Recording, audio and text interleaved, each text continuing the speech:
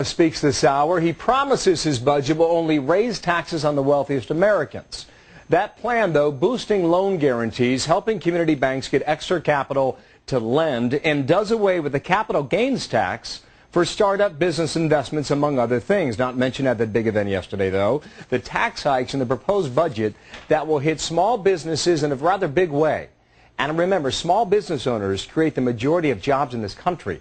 Todd McCracken, president of the National Small Business Association. My guest now, Todd, good morning. Good morning. How are you? I'm doing fine. You've been through this budget, I imagine. How will small businesses be affected, Todd? Well, we'll finally end this parity that we have with corporate taxes. As you probably know, small businesses who are self-employed partnerships as corporations, most small companies are taxed like individuals. And right now, their top tax rate is the same as the top corporate tax rate for the big corporations. But if we make these changes in 2011, what we'll see is that the tax rate on some of these small businesses, many small businesses, will be higher than the top corporate tax rate paid by the biggest corporations. Let me a little perspective. How much higher would that be then, Todd? About 5 percentage points. 5%, which would bring it to a total of? Almost 40%. 40% on a small business, not counting? Not counting self-employment taxes, which individuals who work for themselves have to pay, which is both halves of FICA tax. So that's another 15.3%. So now we're at 55. Pretty right? close, yeah. Whew. Yep. What does that do to a small business owner in terms of hiring?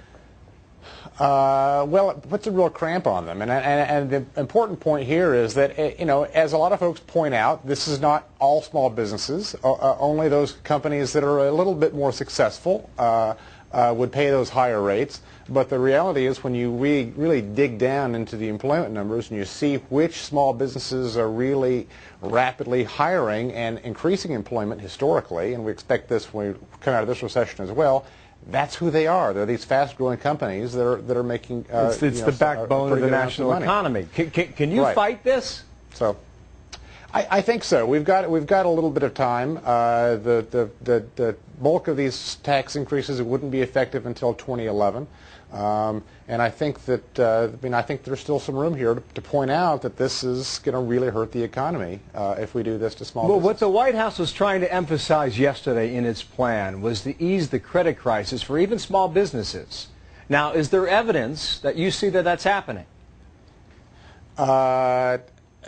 Not much yet, although actually the steps that the administration announced yesterday to unfreeze the secondary market for small business loans, I actually think will probably be pretty effective. You do?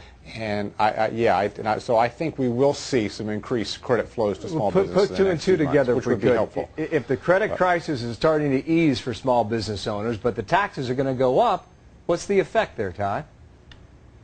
Well, it could wind up being a bit of a wash. What's critical about the credit stuff is if small businesses can't get access to credit, when the economy starts to turn around, that's when they'll really need it the most. The recovery won't happen. So it's important that it looks like it'll be in place and that the credit markets will be unfrozen so they can take advantage of that. But then once they're starting to grow into 2010 and 2011, if they then are faced with significantly increased taxes, that could really, put us right back where we are now. Well, we're waiting on details. We should get them about 30 minutes from now. Todd, thank you, and happy St. Patty's Day to you. Todd McCracken. You're welcome. Thank you. Out of Washington. Megan? Well,